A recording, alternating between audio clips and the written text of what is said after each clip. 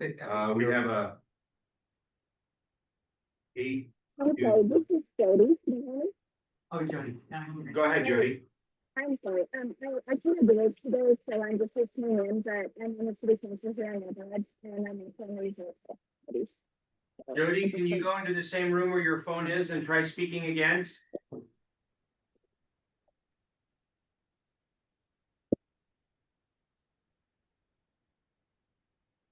Jody, you're a little muffled. We'll move on. 8242 number. That's from CBP. Is that? Is there someone with an 8? Yeah. Just unmute yourself and just. That's okay. Pat. I think it's Pat from Sealy's. With that, we'll go ahead and get started. Our first session this morning is from Statute to Strategy, Leveraging Resort Tax for Property Tax Relief. Our moderator is Jackie Haines, and we have on our panel here Tom Kuntz and Richard Parks. How do we want to set up for? We had chairs. I stole one. I'm sorry. So Richard and Tom, if you want to join us up here up front, Jackie's going to moderate us through this conversation. And the purpose here is to discuss Montana's resort tax law that mandates property tax relief, but the approach varies widely. The session explores how different resort tax jurisdictions interpret and implement this statutory requirement, specifically a requirement for municipal governments. Through shared experiences and case examples, we'll look at the mechanics, challenges, and successes of putting property tax relief into practice. I believe all of our sessions today will introduce the community, give a little bit of context about each community that we're here to chat with, and then we'll have plenty of time for Q&A. This will be a fairly informal couple of sessions that we have today, and then we'll have our formal board meeting. With that, I'll turn it over to Jack. How many days does this session last? 2. I hope you don't have contact. Sounds like it.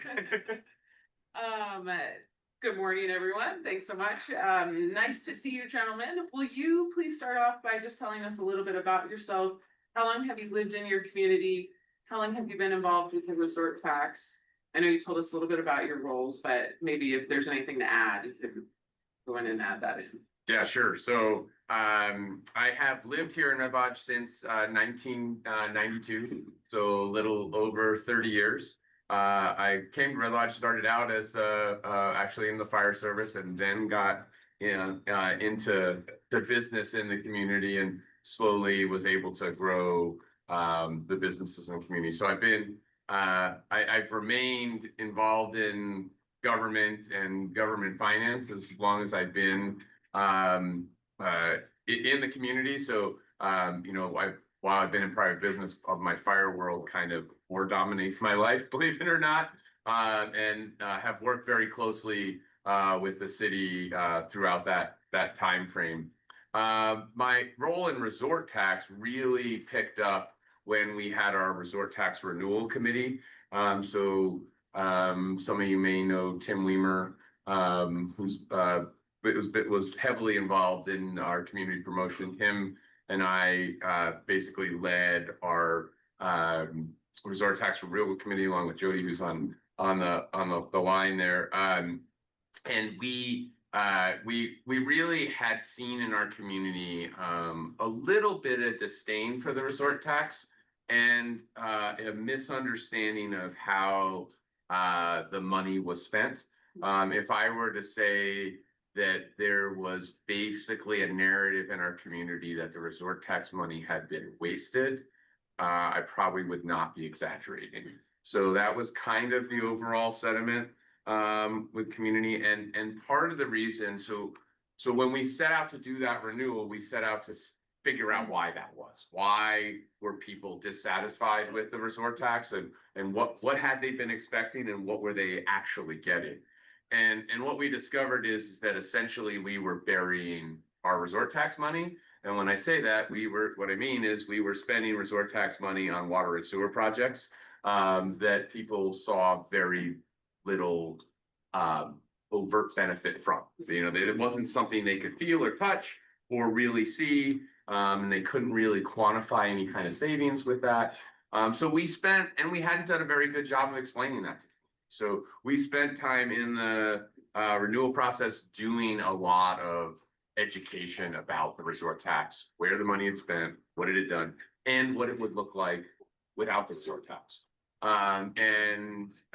We were very well received, and the resort tax renewal passed overwhelmingly, despite some of the reluctance that we thought we would get. What year was that renewal? That was in 2000. Okay. About 5 years ago, and we have had great luck and I think a much higher recognition since that point within the community, and we don't see or hear any of those sentiments for the most part at all anymore. So that's kind of my introduction. So then, as part of that renewal, we put into city statute a resort tax advisory committee to the city council. The resort tax has typically been managed by the city, so we put in a advisory committee to the city council as a resort tax advisory committee. We meet monthly, I think it helps to have a group that kind of is just focusing on resort tax and where that goes. And so we we're just an advisory committee. Ultimately, city council makes the decisions, but that has been helpful. And how do citizens get on that advisory committee? So they are appointed by the council and/or the mayor. There's certain positions, there's certain that are a couple positions the mayor appoints and some couple positions the council Okay. appoints. How many people are on that? Five folks and a council member. Great. Oh, Yeah, and then the mayor attends. Okay. So that's great. So. Richard, let's hear from you. Okay. My association with Gardiner started when I was not quite 10-year-old baggage, when my father decided he was gonna open a fly shop at Gardiner. In 1953. But relationship with the resort tax. We had been involved in the Chamber of Commerce. Gardiner is an unincorporated town. We are the master of half measures. So we have a fire district, we have a school district, we've got a sewer and water district, volunteer ad hoc organizations or non-governmental organizations like the chamber. And every time we approach the idea of corporation, a lot of people say, no. And so we find a new half measure. By 1990, it was totally apparent to us that a resort tax possibility existed, and B, it would be money that the town could control instead of having no particular mechanism to deal with public issues that otherwise had any revenue beyond the county, which, except when we had a county commissioner, mostly didn't pay much attention to Gardiner. The town, however, is like 850 people. There's a north entrance to Yellowstone Park, gets 1 million people a year trucking through town. And so that looked like a source of revenue. Figuring out how to get people to say yes, when they'd been telling everybody for 40 years that, no, you can't do this. I took some figuring. And during the 90s, we did go through the process to designate a boundary set for a resort area that state approved of. Took a couple, 3 years to actually work through that process. And the boundary that we were looking for was the external boundary of our sewer and water district.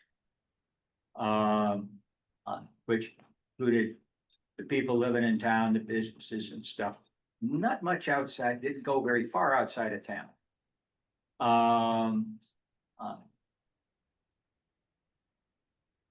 It still took 10 years of figuring out how to craft a proposal to put on a ballot that would get people to vote for it. We did that in part by saying, we're only going to collect the clacks, in June, July, August, and September, when most of that million people trucking through town are showing up. And in the winter, Gardiner is a very seasonal town. So when all we're doing is taking in each other's laundry, we're gonna tax each other for those parts of it that would be taxable. At one point, Gardner had 7 bars, so that was a fair amount of potential taxable revenue. If we taxed it during that time frame. So that was part of the deal. The county attorney at the time wouldn't really let us craft the ordinance in such a way as to simultaneously implement the tax in the district. We did get the ordinance implementing the tax passed in 2014. So the county was responsible for the 2014 revenue collection. They did appoint an advisory committee. I was part of the group that in the chamber, they drafted the proposal, campaigned to get it passed.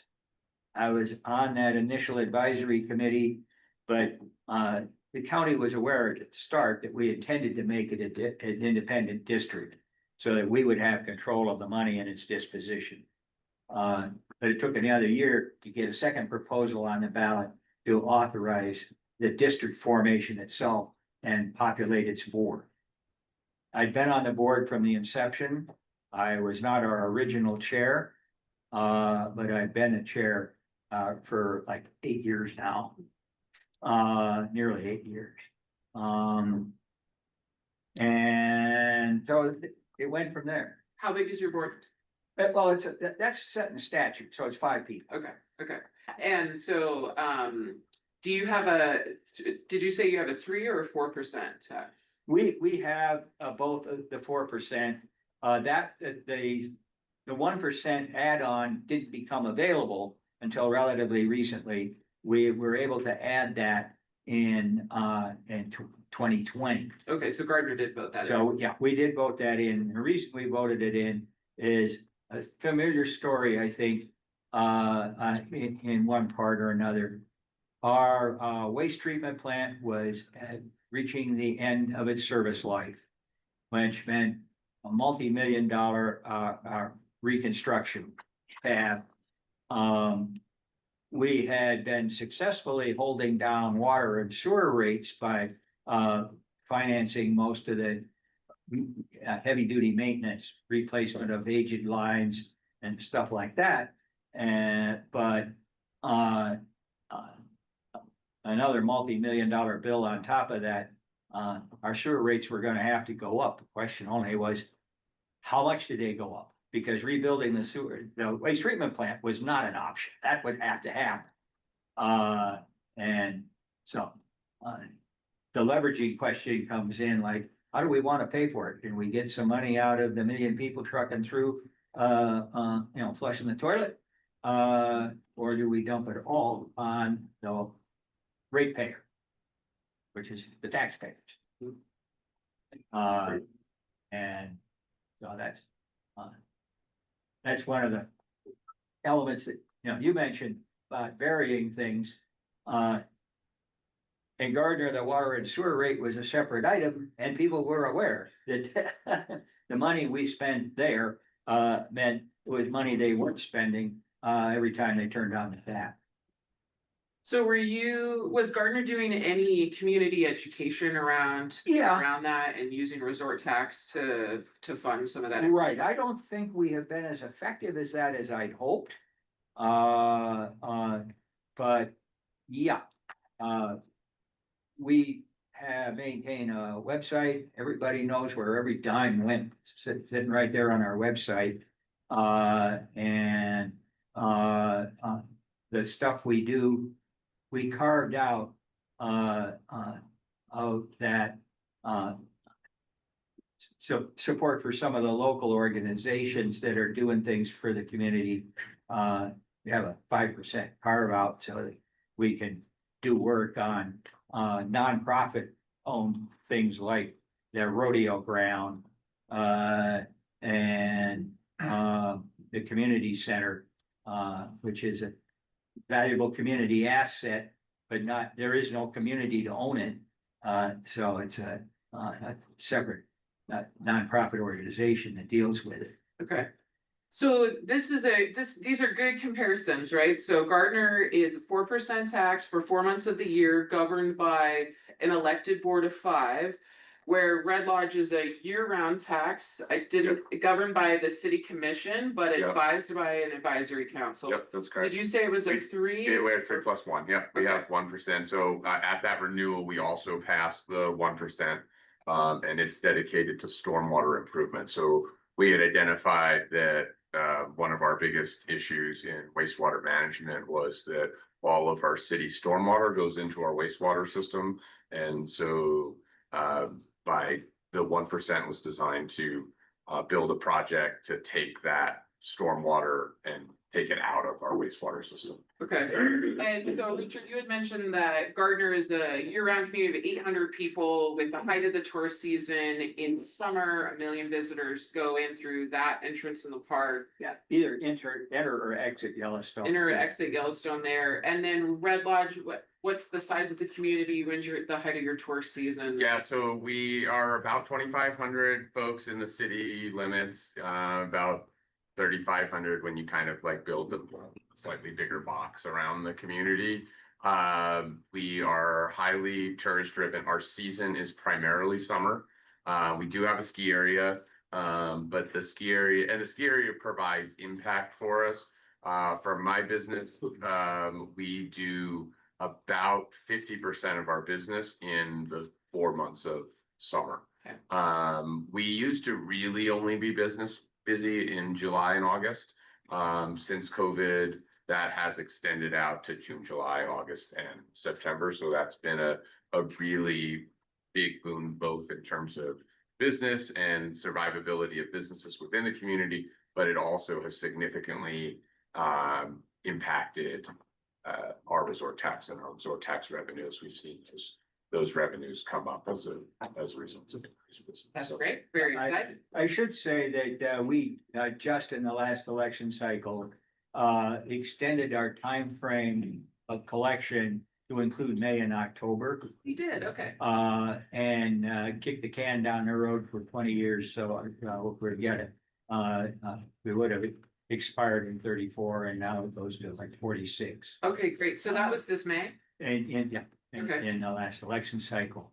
That 2-month edition probably picks up roughly 50% of the renaming, business revenue.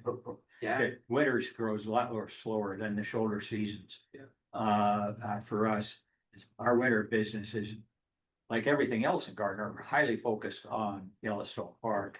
And while that's expanded, it's not expanded that much. There isn't a major draw like a ski area to bring in lots of people.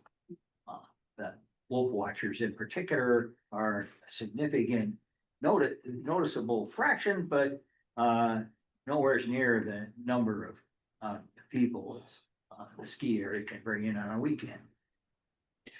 Okay, so let's shift to focusing more on the property tax collections and the relief.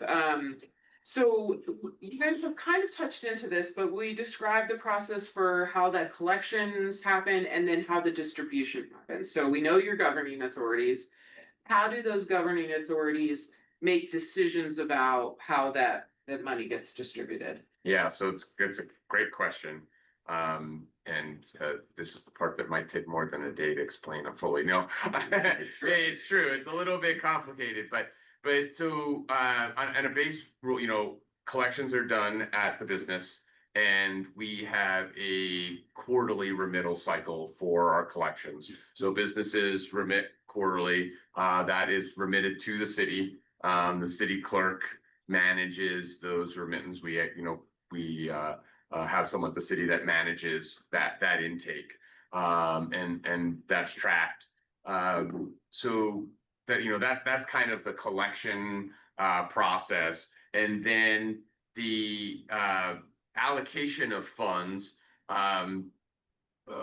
really what we try to do is build space between things that we put in there that are required and things that we have some ability to change on a yearly basis. So when we first started out, we committed more than 50% to direct water and sewer support. So we borrowed money that then had to, that 50% of the resort tax, more than 50% of the resort tax was going to support those loans that we had taken out for water and sewer infrastructure. So as we've moved along, we have gotten more space there. So with the renewal, one of the things that we promised the community was a pool. Our pool was failing at the same time that we were doing the renewal. So that was a lot of the energy actually to redo, to renew the resort tax was surrounding being able to do the pool. Another piece that is interesting is that when we first passed our resort tax, it was dedicated solely to capital infrastructure and property. It was primarily capital infrastructure. Property tax relief was 15%, and then 5% went to the merchants and 5% went to the city for admin. So when we did the renewal, when we did our surveys, we actually found that property tax relief was not what people wanted to see from the resort tax. So we dropped property tax to, I believe, what's the statutory requirement, which is 5%.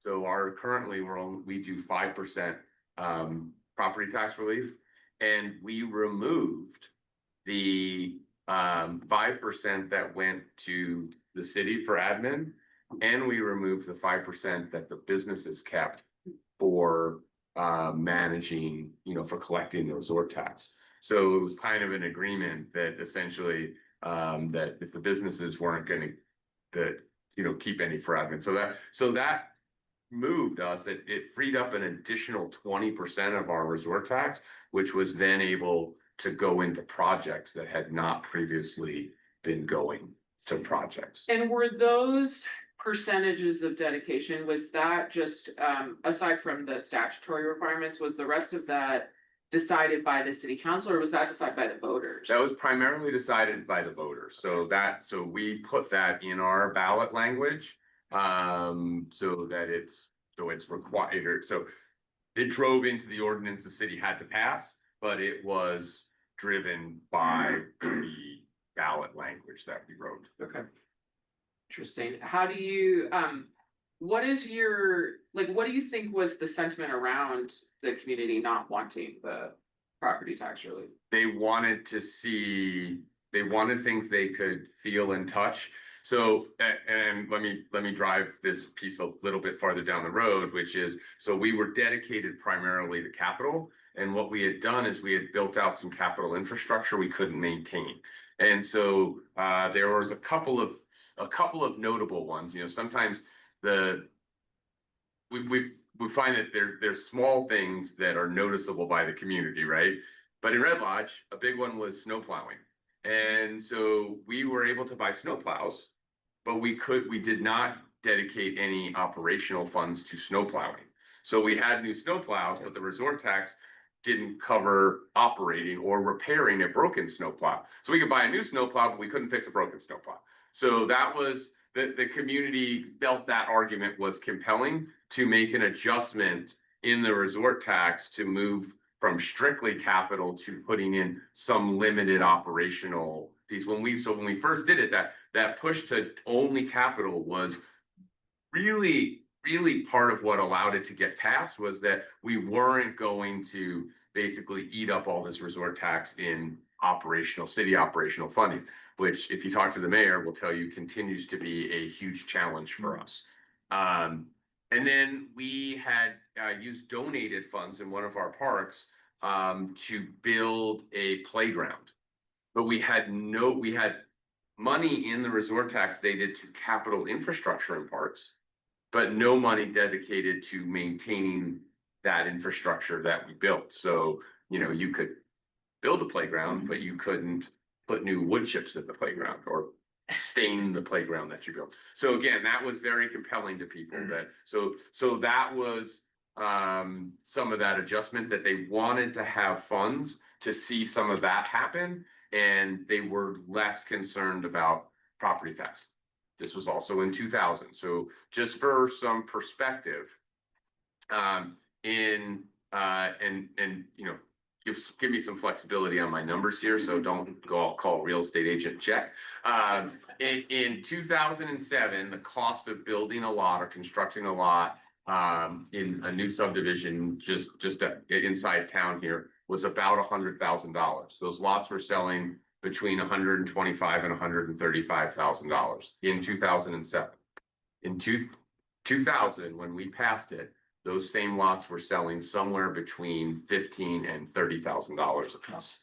Okay, so our property values here had taken a huge dive, and despite what most people in the community will tell you about rapid growth in property values, still that lot will cost you somewhere around $150,000, somewhere between $130,000 and $150,000 for that same lot that cost in 2007 somewhere around 125,000. So what we did not experience that kind of steady property value growth that a lot of communities in Montana, especially if you're in Gallatin or Park counties, that saw. We kind of were level through that time frame. So property tax relief was not an overwhelming issue for us because we had not seen huge increases in property. Oh, that's helpful background. Thank you for that.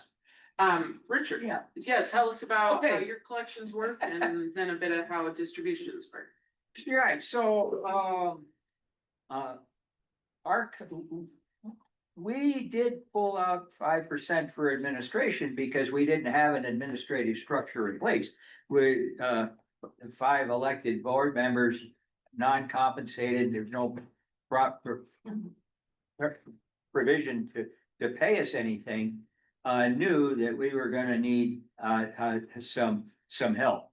And so we set it up, our ballot measure included a 5% pullout for our internal administration.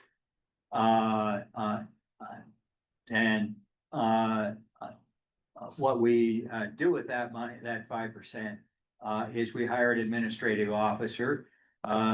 She's a school teacher in the winter, did work in the park in their finance department for quite a while, but as an independent bookkeeping service, basically. She's not a CPA, but she did bookkeeping work for entities around town that didn't feel confident or capable or wanted to take the time to do their own bookkeeping. So we just contracted with her to do our bookkeeping and administrative stuff. We've set it up so that, with the exception of a few diehards that insist on writing a check, we do it all through QuickBooks. Basically,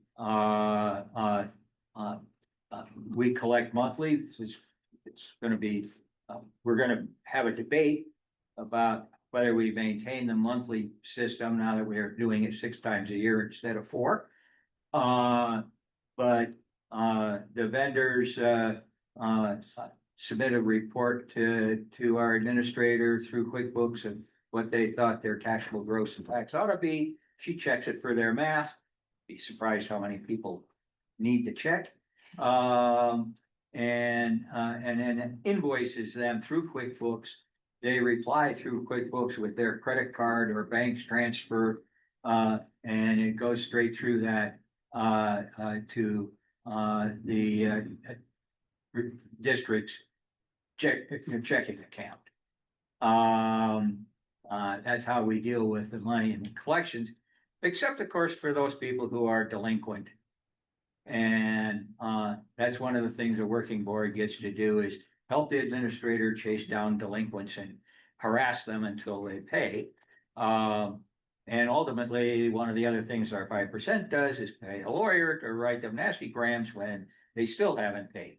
And in one case, we actually did have to initiate an action in district court to collect. Um. the- One of the things that's kept that 5% viable, is, taxes, collections have gone up. So the 5% is collecting more money. Another thing, of course, is that the folks who are delinquent end up paying a penalty and interest. And the person who was so delinquent, we had to initiate an enforcement action, also paid the legal fees for that. We need a lawyer anyway, because we're funding a lot of entities where we do it through a contract for a project. And so we have to write up the contracts for the project and collect the receipts to pay the bills of stuff like that, which is, again, fortunately, the administrator's problem, not ours, so much. But when you have a town with no administrative infrastructure to start with, basically, we're kind of creating it. And that's how that part works. Our tax structure is a little more convoluted than some, in that we had the 5% statutory carve out for property tax relief. And how we deal with that is, at the end of our collection season, our administrator totals up how much that is and cuts the county a check. And then it's up to the county treasurer to apply that to the individual tax bills.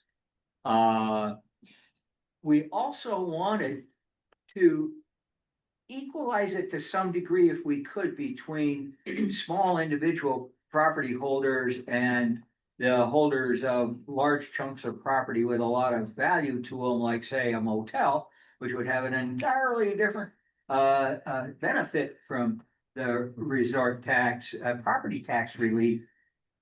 So we carved out the second 5% part that is divided as an equal amount to each property tax against the fees. And what that does is it takes a big bite out of our solid waste management cost that appears on our property tax bill as a waste management fee for running the solid waste transfer station and hauling away the town's garbage.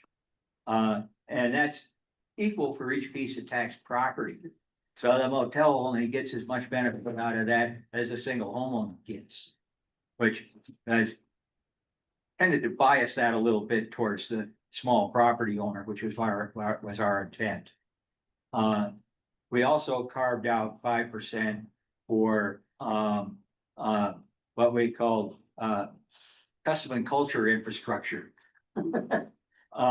So that we could support some of the private entities doing things like the rodeo ground and that sort of thing. They have to have a qualifying nonprofit association to do that. So it can't be Joe Blow just deciding that he's going to do something that's a community benefit. There has to be some legal entity there to work with. The initial division also included 15%, 25% total that went to the Chamber of Commerce, which is also one of those kind of entities. Part of the emphasis was that there wasn't a public restroom anywhere in Gardiner. Every restroom in town was either in somebody's house or somebody's business. And there were quite a few businesses that didn't need a busload of people descending upon them to get off the bus. And so it was so part of the social contract, so to speak, that we were drawing with the town and proposing it was we're gonna fund a 24/7 public restroom. And it's gonna be in the building that the chamber is buying for our visitor center, which we didn't have either. But it's a little hard to figure out, you know, you got a major entrance to one of the world's crown jewel national parks, and there isn't a public restroom and there isn't a visitor center. So 15% went to the capital acquisition of the visitor center building. That loan has now been paid off, and that 15% reverts to our general fund. The other thing we did, the other 10% is permanently delegated the operations and maintenance to deal with that public restroom. As long as the tax exists until people change their minds by vote. So now we've got a bigger chunk. Yeah, how do we allocate it? End of the season, we put out, okay, it's the end of the season, folks. Everybody, every entity in town, school district, water district, fire district, the community, Greater Gardiner Community Council, which owns the community center, the rodeo chamber, managing rodeo, but come up with your ideas and submit an application. And we have a public meeting where all the applications are laid on the table. And right away, everybody that's attending the meeting, which has to be the people asking for money, plus anybody else that has an interest.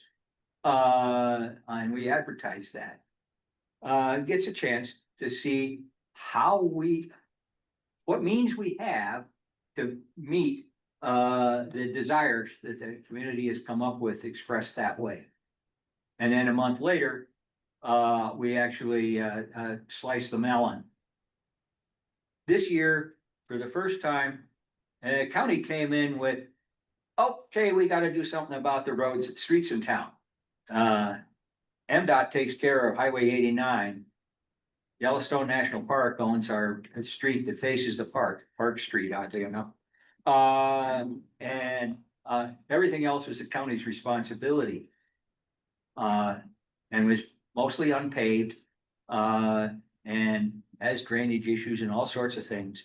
But they were looking for a little over $2 million, and we didn't have more than just about $1 billion to distribute. So basically that one, Brian and we and county's public works director gonna have to have a conversation about how to craft applications that we can fund and fit into this pie slicing operation to make it come out in terms of we're not spending money we don't have. We looked into what it would cost to borrow, try to set up something, and the solution we had was this is a percentage of the flow, and the chamber has to figure out the loan and pay for it. It's their problem. So that's we're doing everything on a year by year basis. So, Now, as the 1% was voted in 2020 to fund the sewer project, the waste treatment plant project. So it's dedicated to that until 2030. Again, the financing question is up to the sewer and water district. So we're just, that percentage of whatever money we collect goes into that pot until the project is paid off, or 2030.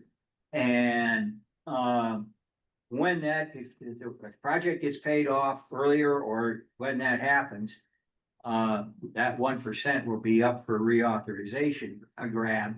And we hope to have a viable long-term capital improvement program that we could utilize that on when the time comes. But that time is not today. so what's the breakdown, the percentages that you talked us through? Was that decided by the board or was that decided by the voters? Well, no, that was decided in terms of implementation by the voters. Okay, We crafted the draft, the resolution that went on the ballot, the ordinance that went on the ballot for approval with those percentages baked into it. Yeah. And that's what the voters authorized. great. And we built into it until the stop lines for the capital acquisition of the visitor center in the first place, and the payment for the waste treatment overhaul in the second case. So it sounds like your communities have a mix of what you're doing with your collections, right? Like in Gardiner, there's a mix of direct property offsets that go to the treasurer and the county distributes that.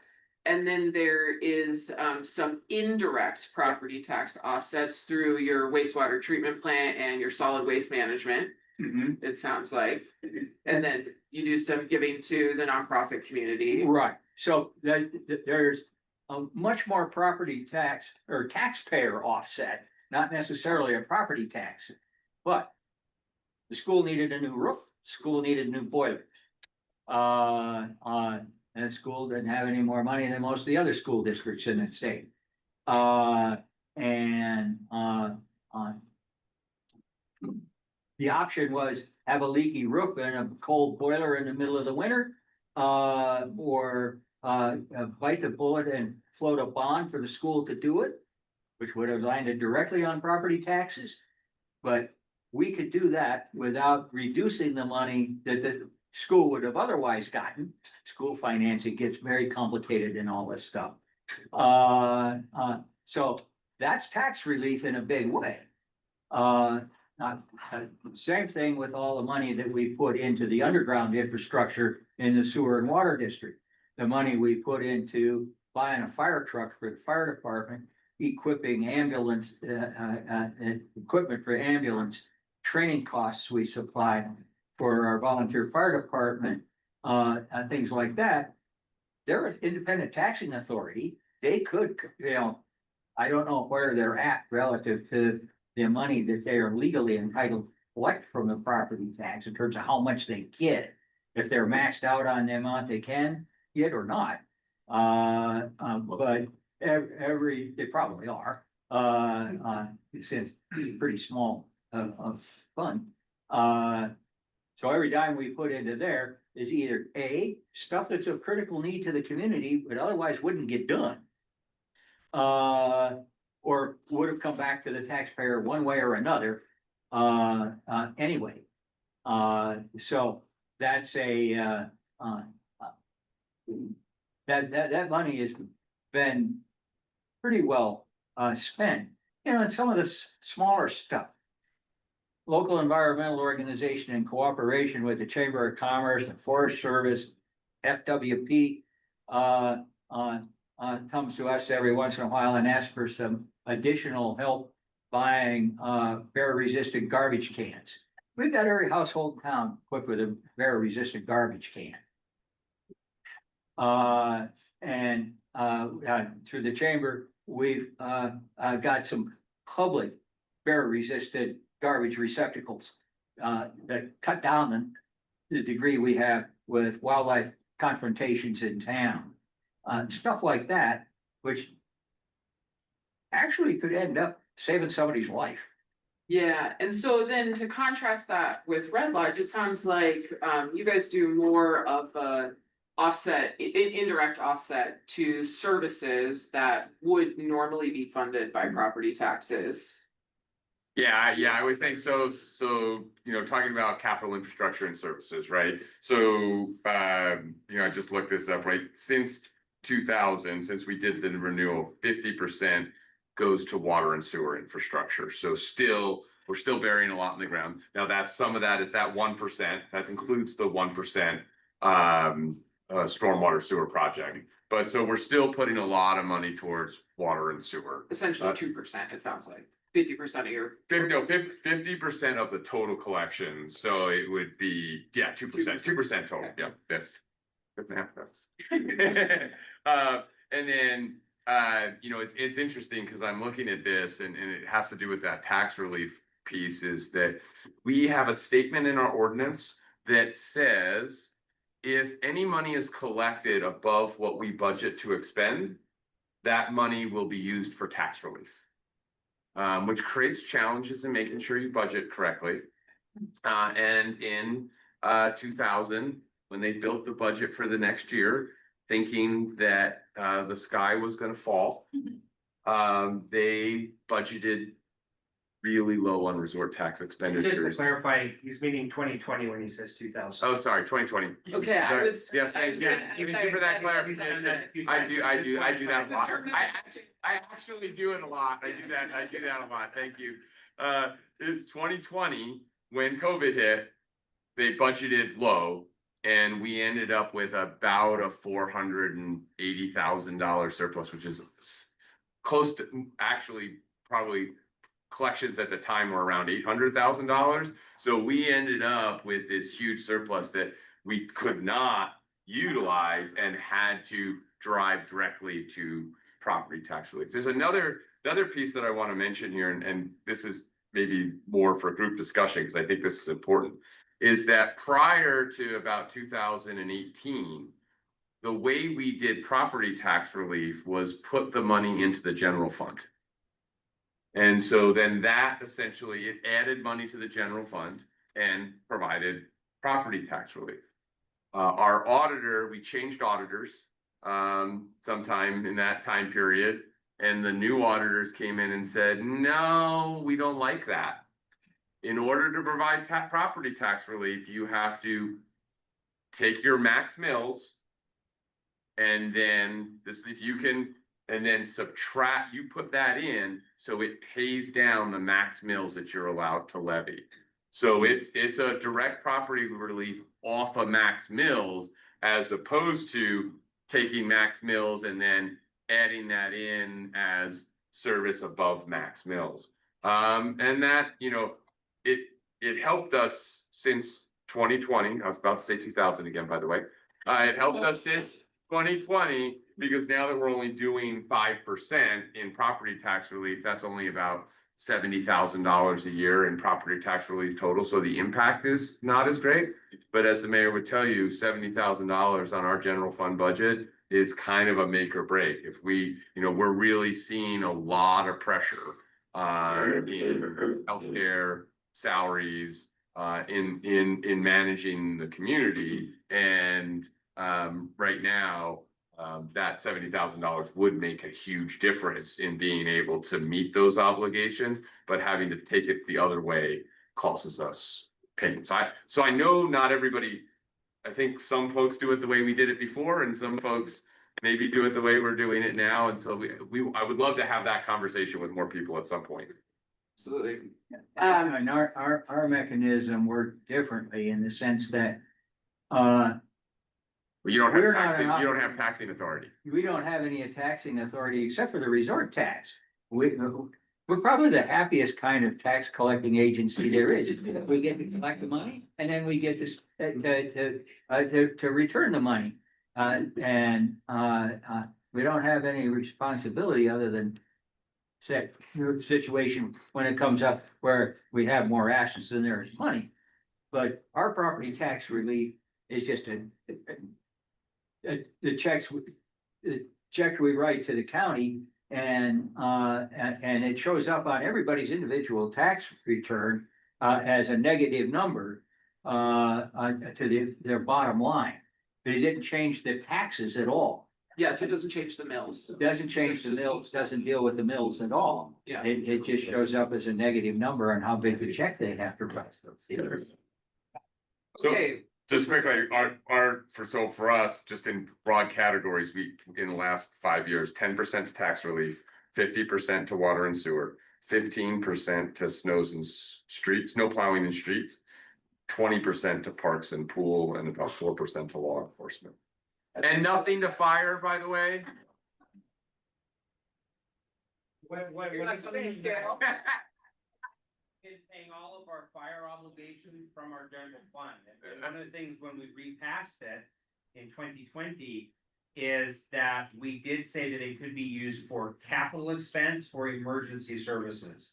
So this is actually the first year that what we'll do is we had to get basically a legal opinion. We sat down with the auditors, so because of some confusion, can we buy capital that is not owned by the city? We got our auditor weighed in, and then we got the legal opinion to back it up, which is what he said. That says, yes, all we have to do is say, fire district, show to us that this is being used for capital. So the good news is this year, what we are doing is we are meeting some of that fire obligation using resort tax dollars.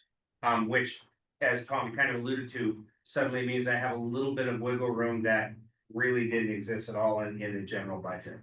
So the fire gets their share. This is, you guys will enjoy this watching this, but we've just been doing it as a general and it was killing us. So the ability and that was the one thing that I would add. I know we're getting close to, when you talk about property tax relief. Ballot language is everything. Tom mentioned we could build a park, but we couldn't mow the lawns and stain the things and retighten the screws. I will tell you, there's a philosophical discussion that we have even within our resort tax community. I call it the cake or frosting discussion. When you talk about property tax relief, I think when you are providing the cake, the essential services, anything that you can do to help offset that stuff, to me, is what property tax relief is. You're getting your cake and you're getting your cake discount because property tax or resort tax is helping pay for that. I will tell you, we have people, even within our property tax advisory board, that feel that resort tax is 100% frosting. You would have to provide all those services if not for resort tax. You figure out how to do that.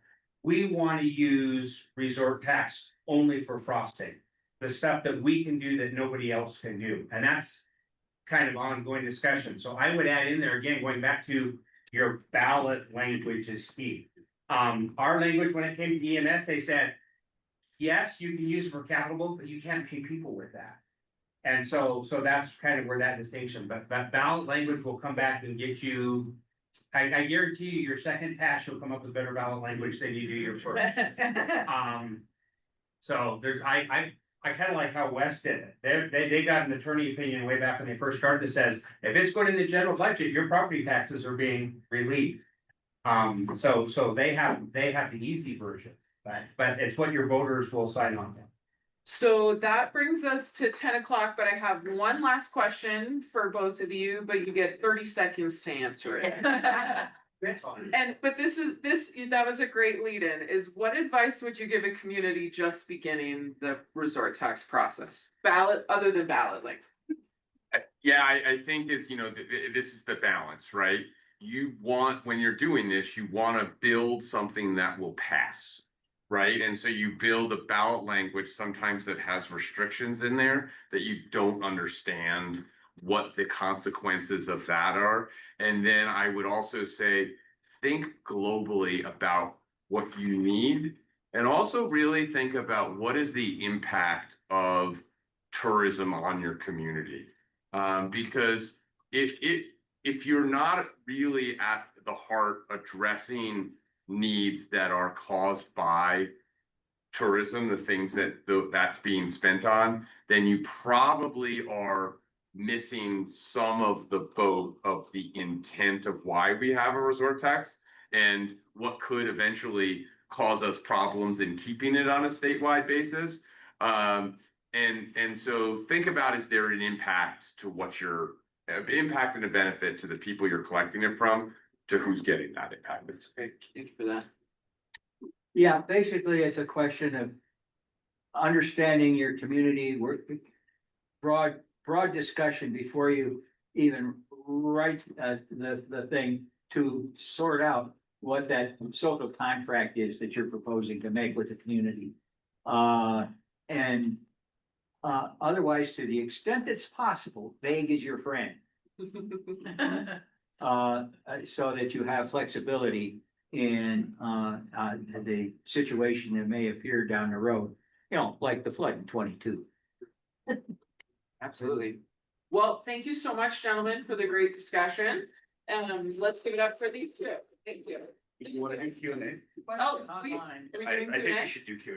Okay, great. We could do 10 minutes. I didn't realize that. We saw it Late. That was my I fault. hijacked you first. That was my fault. Okay, great. Does anybody have any questions for these two? We do have one. It sounds like we have a question online. Let's lead it up with the. All right, Jay, you're unmuted. You want to go ahead and ask it?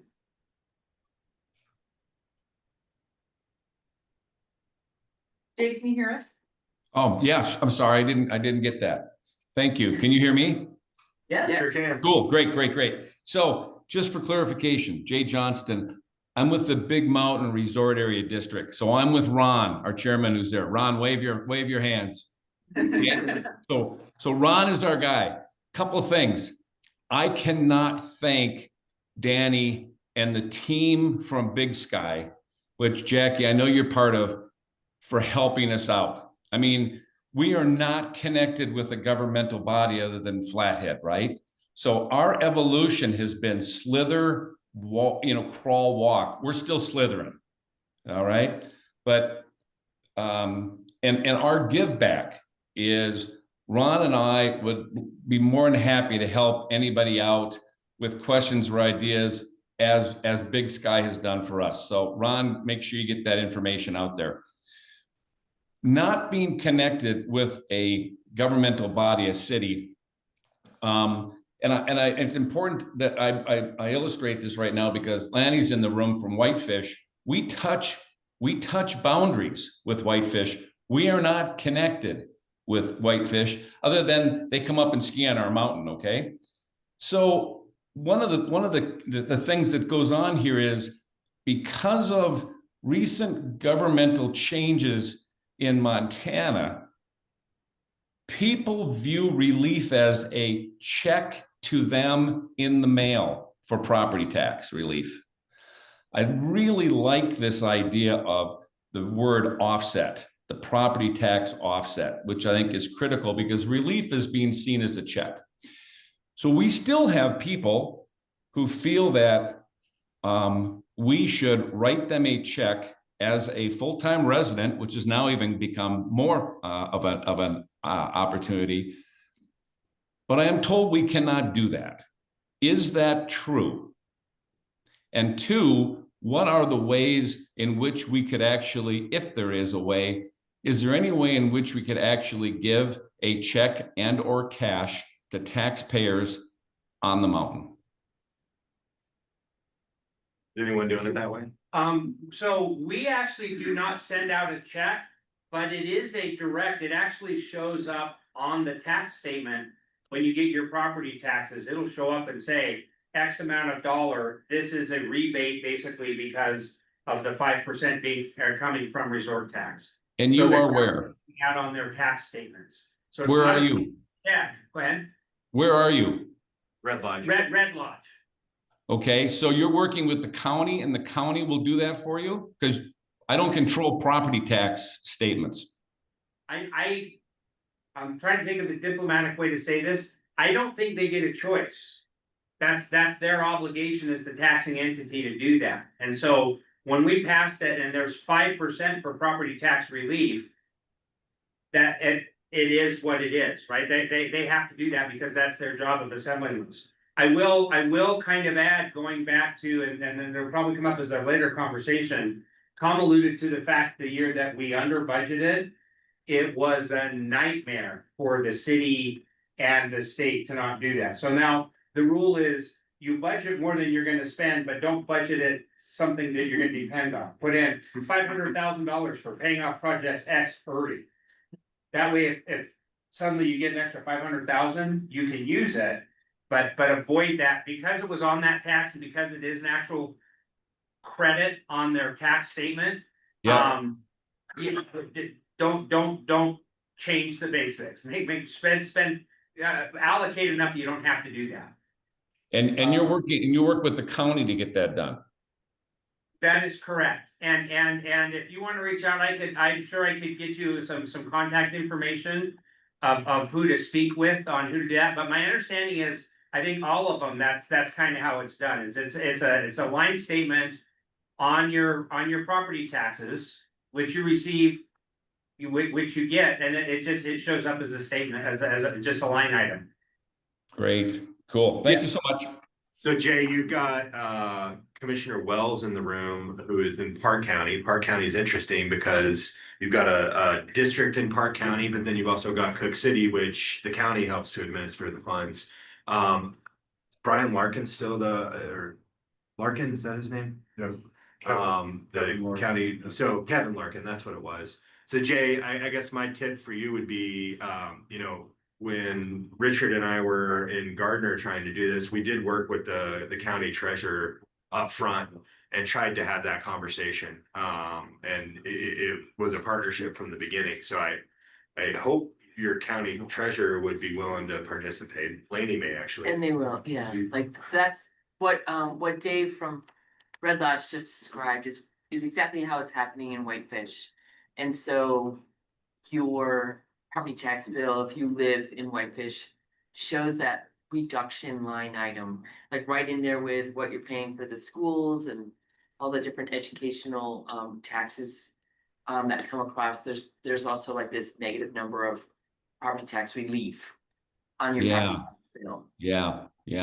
So I would tell you that the treasurer hasn't been real open to work with us in the Flathead County yet. So obviously, probably just haven't done a good enough job having that conversation with her. So I'll take that back as an opportunity for us.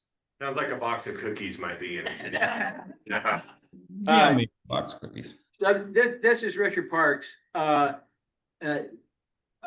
The lawyers we've consulted, the way I read the statute, we cannot write a check to an individual except a contracted administrator for anything. It has to go through the process. And this business of us writing a check to the county and the county allocates it through the property tax is the direct way to do that. And if you've got a county treasurer that's not willing to work with you on this, you need a new county treasurer. Because I think it's the only legal way to do it.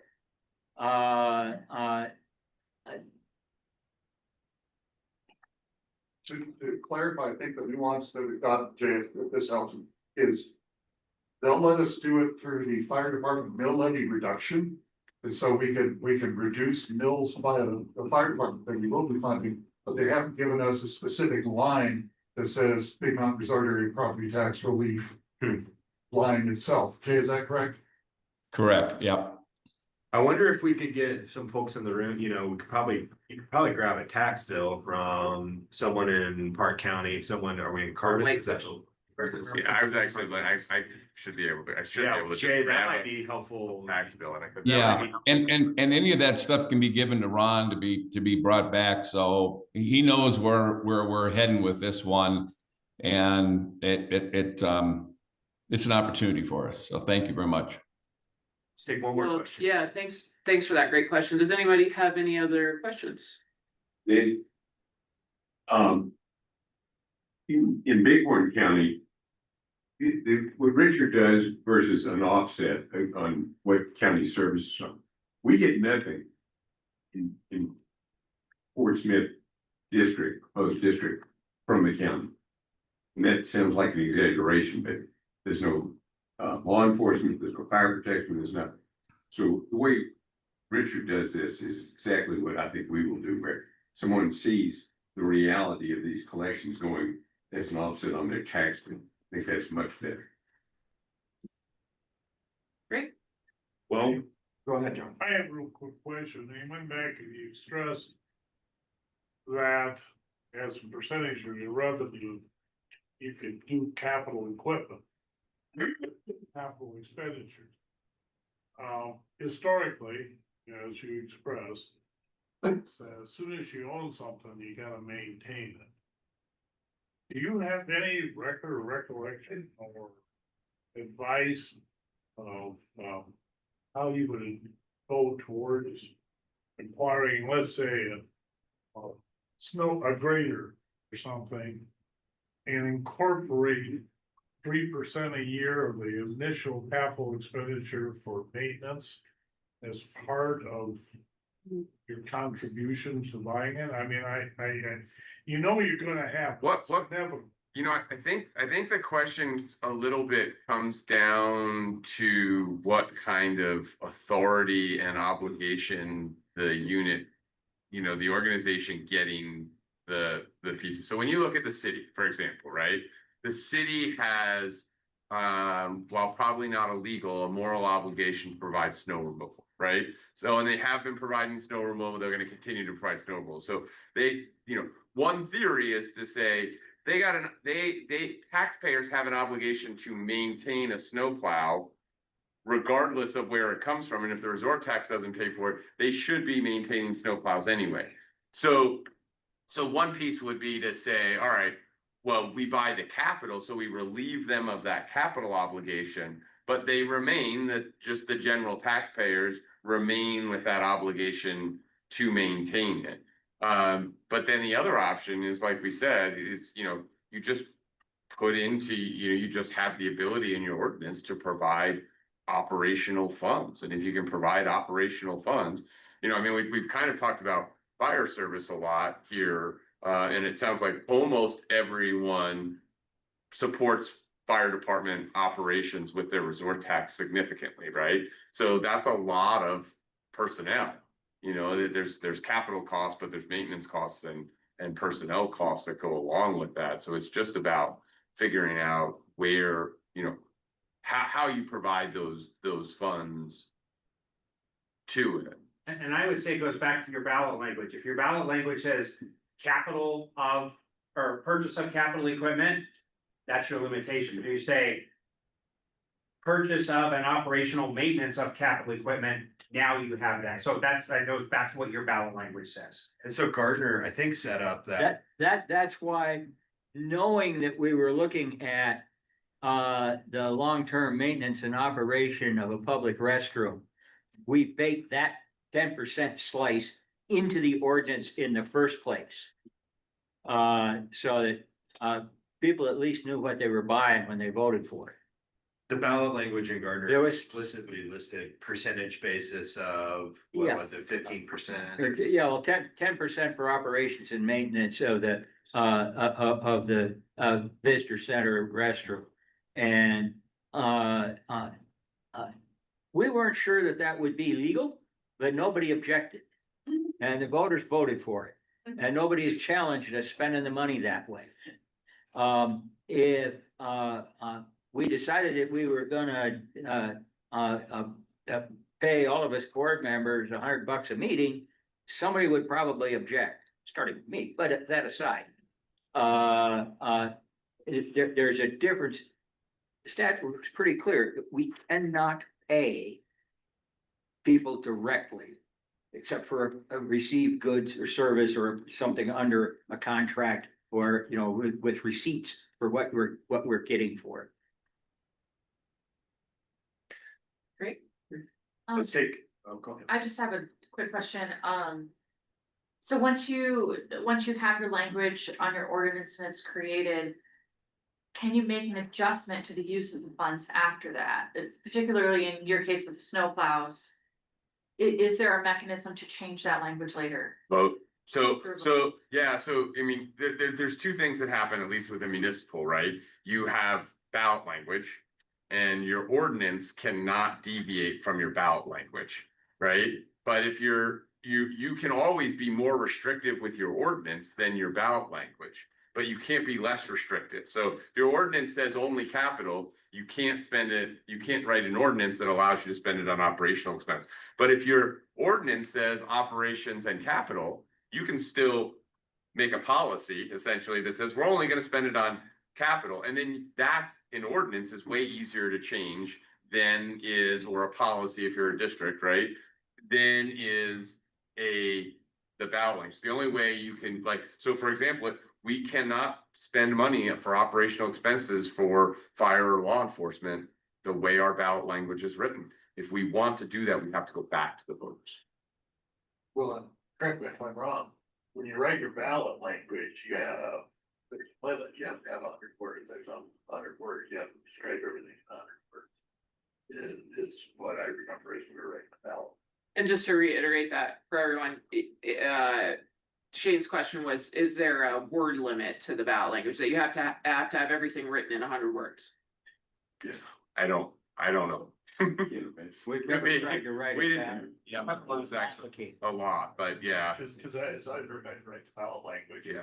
That's what, this is, everything has to be under 100 words. So Yeah, you're not gonna wanna write your ordinance in a ballot language, right? Like you have to, I mean, I can tell you what our ballot language is, I have it, but it's, you know, you wanna be short and sweet, you know. You wanna be as broad as you can get past your voters in your Yeah. ballot language. It's a delicate dance to do. What That- do the that- voters? That's where the vague is your friend part comes in. Yeah. Yeah, but as vague as the voters will allow you to be. Yeah. Exactly. Yeah, it's vague as your friend if you trust the people who will be managing it in the future. Yes. But you always have the option of going back to the voters. If you've got a conundrum that you need to solve, you go back to the voters with a new ballot measure, and get them to say yay or nay. What does that process look like? Going back to. Well, yes. We started late last summer. Knowing we were coming up on the 10-year anniversary when it would allow us to kick the can down the road for the lifetime of the tax. We started out throwing a birthday party.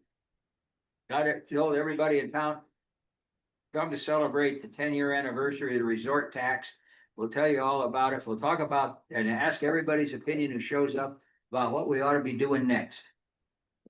And we did 2 of those public in-person meetings, and we did one of them online through the fall and ended in mid-December.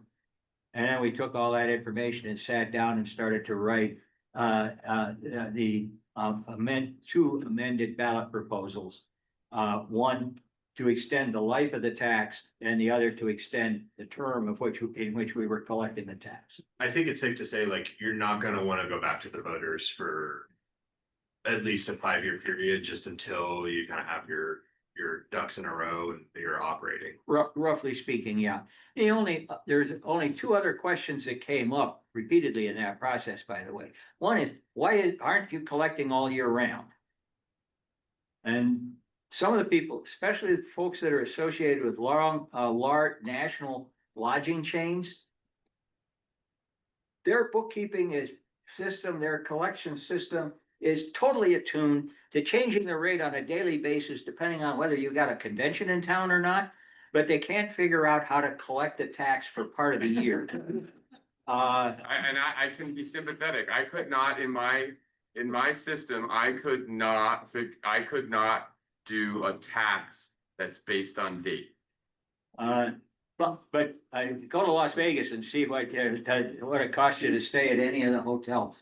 Yeah, you got a hotel room down there that on Tuesday is $40 plus local tax. And on Saturday, a Consumer Electronics Show is in town, and that same room is now worth $250. Yeah, it's more complicated than it just because of the way software is written. Right, Yeah. well, it's the way software is written, but we don't have any control over that. But just about most people, the majority of the people in Downward say, we like having a holiday from collecting and having to pay the when we go out to get a drink or go out for dinner at night. And don't try to collect this, for February 14th. Or my wedding anniversary or whatever.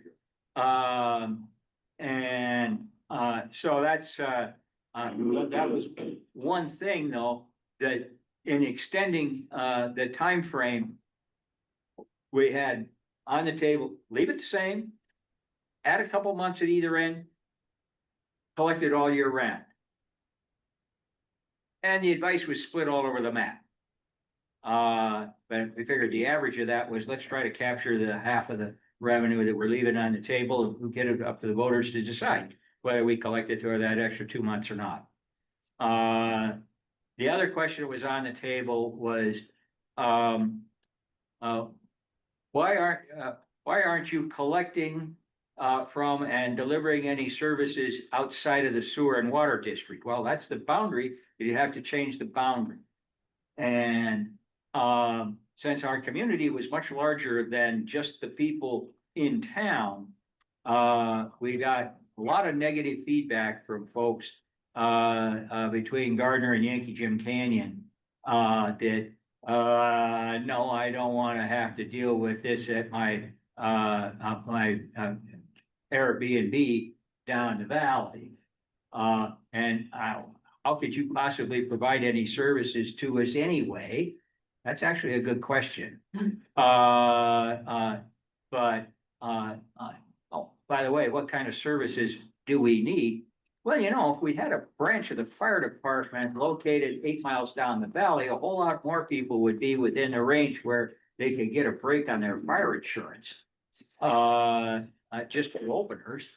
And as we dump a whole lot of new houses into the valley, which is a fairly restricted aquifer, we're ending up gonna be drinking each other's leftovers. Eventually, as you fill that groundwater aquifer with the neighbor's septic tank. But that's a huge problem that nobody really wants to think about. And a whole number of people that are based just outside of town with their businesses, that they're totally taxable. And they don't admit they're doing anything in Gardiner, then they don't want to have to do anything in Gardiner. They still come into town and pick up their clients at the motels, and I don't collect taxes from them, but chasing them down and trying to make them pay taxes is a question for a later session. Yes. And with that, I think we have about 5 minutes here. We're gonna do a hard reset on the panelists. We've got Whitefish, Wolf Creek, Craig, and Big Sky coming up, and Ron from Big Mountain is gonna help moderate us on that. Checkout is at 11, so some of you may need to actually get your rooms turned over. And we had a few folks join us that weren't in the room before. John Heckler is joining us from Ennis. Corey Hardy, did I get that right? From Ennis, and then I saw some other folks as well. From Ennis, we have one more. So